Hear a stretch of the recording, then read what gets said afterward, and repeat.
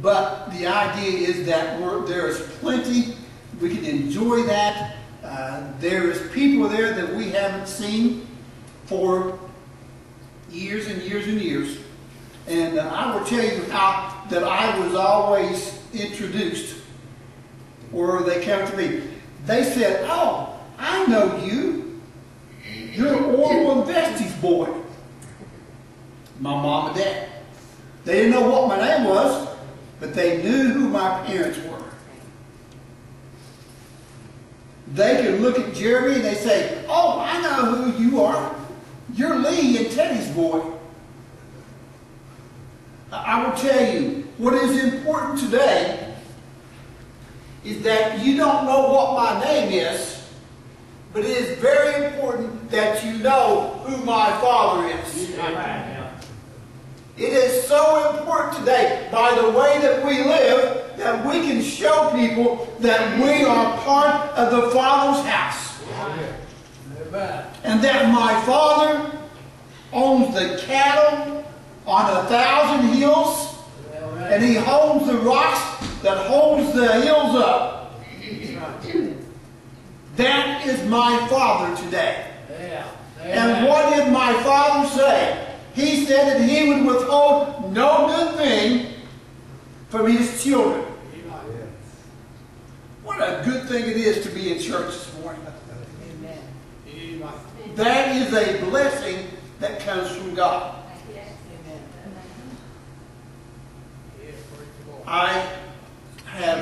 We have gone through some difficulties here in the past several months. I had to give up the church I was pastoring for health reasons.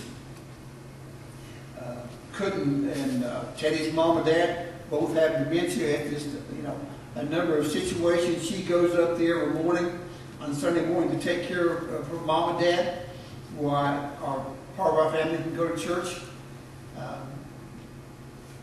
I've just had some other health issues where I can't go to church at time. Jeremy called me. He called me about every day, and he says, "Dad, are you going to be able to be there on Sunday morning?" I said, "Jeremy, we're sure going to try." And really, that's all we can do is try. That's all we can do is try.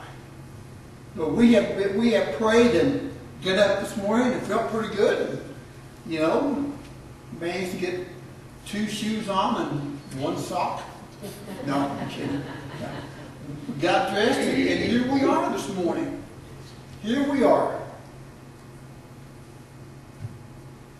Now I'm going to tell you, God could not bless me any more than what He has this morning, except by one way.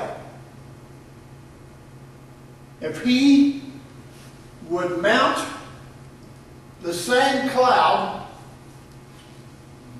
that He left on there in the book of Acts, if He would mount that same cloud, instead of going up, He would come down. And He would call us to ride home with Him. And I will tell you, folks, that's going to happen. It could happen before the day is out. I don't know when, but I will tell you, you need to make sure that you are ready. Make sure that you got your wedding garment on.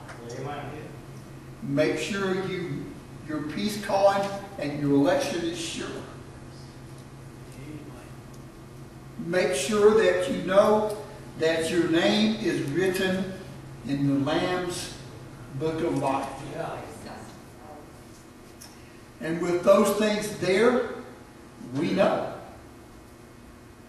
beyond all doubts that we're going home.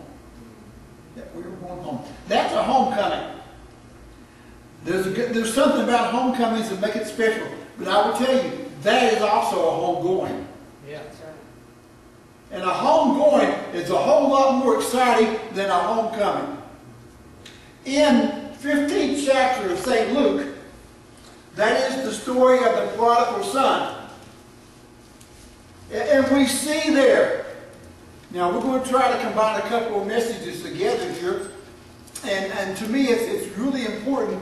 One thing that we need today, and I'm not trying to get political, one thing we need today is the United States to have a homecoming. And I'm going to tell you what it needs to be done here in a few minutes. But the son said, Father, give me the portion of goods that you owe me. If I would have said that to my dad, I will tell you, there would have been dire consequences. But there are so many people today that expect a whole lot from others when they do nothing themselves. And the father, for some reason or another, gave it to him. He divided up, gave it to him. He takes off down the road, and you know, about that time, he thinks he is the best thing that ever walked that dusty road since water has been poured out of the boot. He feels so special. And he said, I have got it made. You may have it made until all your money runs out. Yeah. He went down, had a bunch of people that surrounded him, called him friend and probably slapped him on the back and said, boy, you're a good person. And as the money began to dwindle, so did his friends. Yeah. Yes. So did his friends. And by the time he got down to his last dollar, there was probably someone there that wanted to take it. Have things changed? No. No. And they got to the point where he was in such a condition that he realized that he was all by himself. He was all by himself. He was hungry. He was alone. He was destitute. There was just one problem after another with him. Until he saw this man. There was a man out there that was raising the pigs. And he asked for a job helping with the pigs. Now, as I was reading this again last night, raising pigs, taking care of the pigs, is the worst job that a man could have, not only for the Jews, but any other nationality. It was the worst job you could have. Let me tell you. When I was a kid growing up, we had a pretty good sized family. There was people in the neighborhood that also raised pigs. And once a year they would all gather together and they would slaughter and butcher the pigs. Well, one of my jobs was to go out on occasion and slaughter the hogs.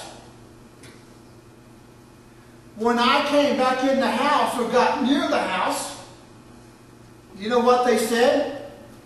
I know where you've been.